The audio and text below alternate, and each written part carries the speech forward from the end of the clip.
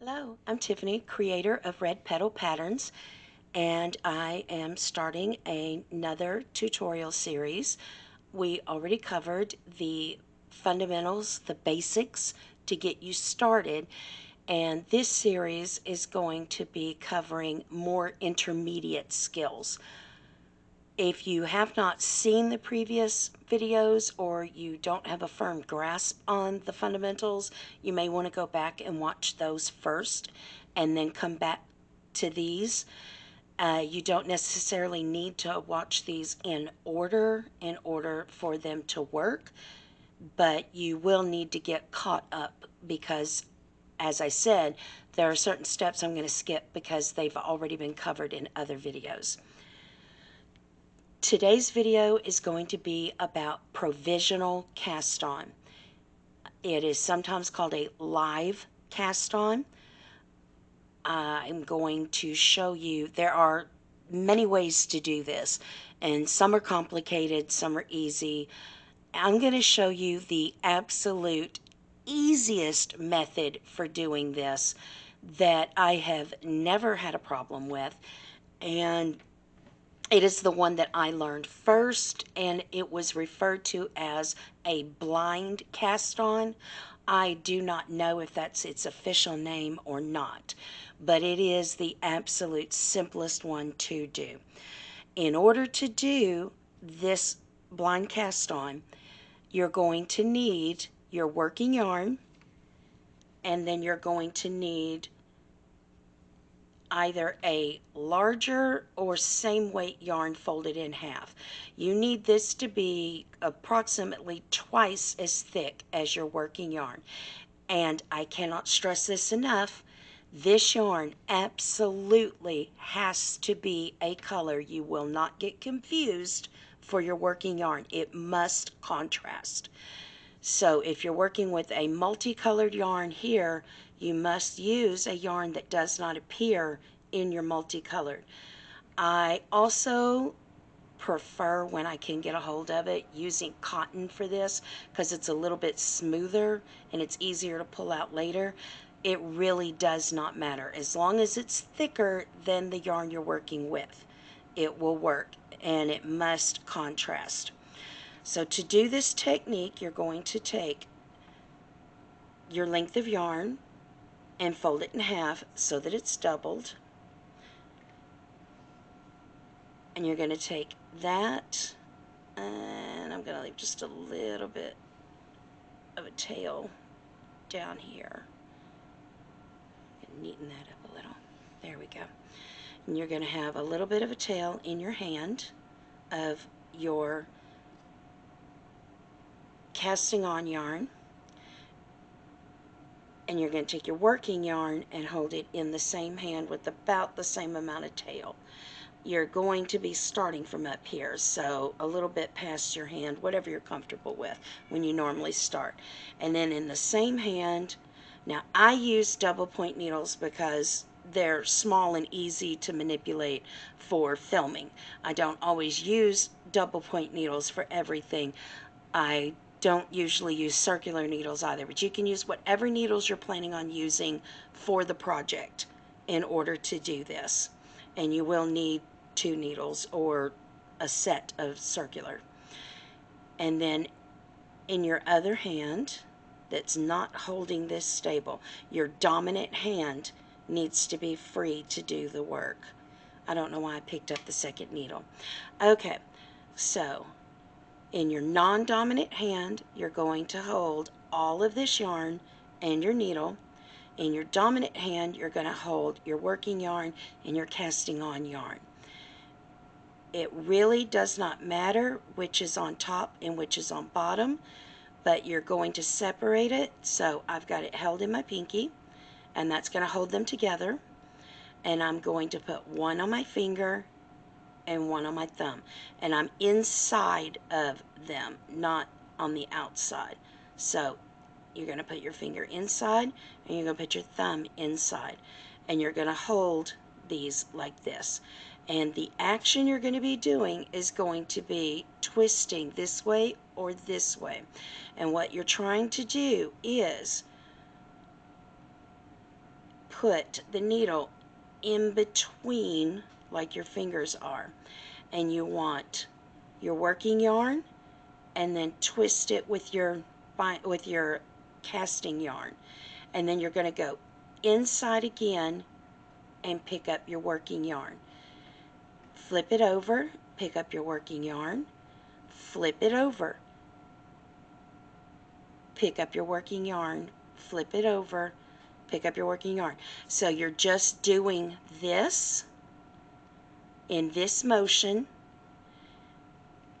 and you're poking, after you twist it, you're poking your needle inside the loop and picking up your working yarn, twisting, picking up your working yarn, twist, pick up your working yarn, twist, pick up your working yarn. And you will do that until you have all of the stitches you need on your needle, all the way across your needle. Now I'm going to show you what this looks like and what you're actually achieving when you get done. When you get done, that binding yarn is at the bottom and your stitches are across the top. Now, the one thing you need to make sure of, and this has been covered in previous videos, is that you don't want to twist any of these stitches. And because when you do this, the stitches are alternating how they're seated on the needle. And we've talked about that, the front leg and the back leg, and which one goes first. So you will have to pay attention to front legs and back legs and which one wants to go first, because the stitches are going to alternate when you do this, which is perfect if you want to cast on in ribbing, but it really doesn't matter either way. So this is the yarn that I was casting on. This is the working end, and this is all of the other down here. Now you can cast on a couple of extra stitches if you like, because sometimes when you get to the end it gets a little weird, and that's fine. It won't matter. You can just drop them off when you get done if you have too many. And so while holding all of this out of the way, this is your binding yarn in your tail. You can tie it in a neat little bow, you can put it on a bobbin, you can clip it. It does not matter, just it needs to be out of the way so that you're only working with your stitches on your needle and your working yarn. And then you're going to go through and determine, so this one's going through the front, and we're knitting these, and this one's going through the back, the front, the back, the front, the back. And I'm going to put something dark up here so that you can see, hopefully you can see what I'm seeing.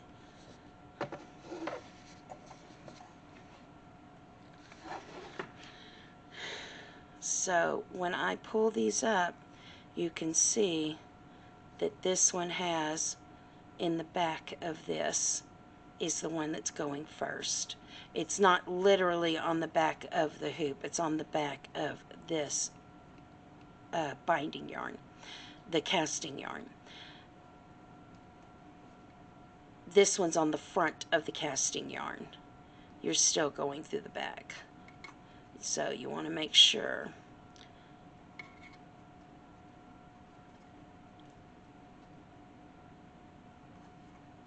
that you're grabbing them and not twisting them when you're putting them on. Now, once you get to this point that you have all of these on here, you can take the tail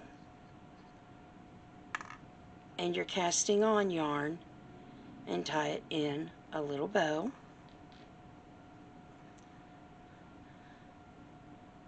To keep it out of your way. And then you would continue, now we're on a purl, you would continue to work these in your purl stitches And the purpose of doing a provisional cast on is that you want to create live stitches so that later you will go back and use those stitches for something else and not pick them up. Because when you pick up stitches, it leaves a seam or a mark. And if you use live stitches, it will be completely undetectable. So let's say that I've gotten to the end of that. I've knitted however much I want to knit. And then I want to go back and pick up these live stitches and work with them. So all I'm going to do is flip it around so that those are on top. I'm going to untie my little bow or make a bigger knot. Yeah, that's good. And you will see that across that red yarn are my stitches. And I can just go through with another needle and pick those up with my second needle all the way across.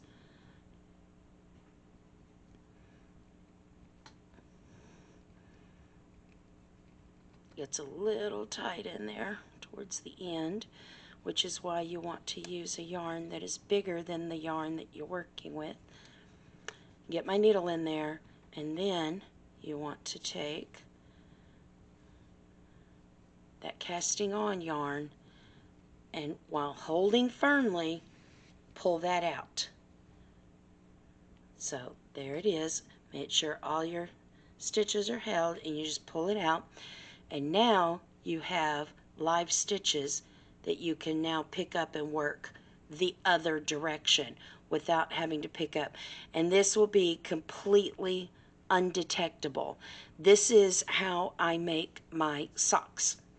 As I start with a blind cast on, I work in one direction, doing short rows, and then I keep working my short rows and double them up to make a little cup, and then I come back to my blind cast on and pick that up and start working in the round, and that makes the toe of the sock.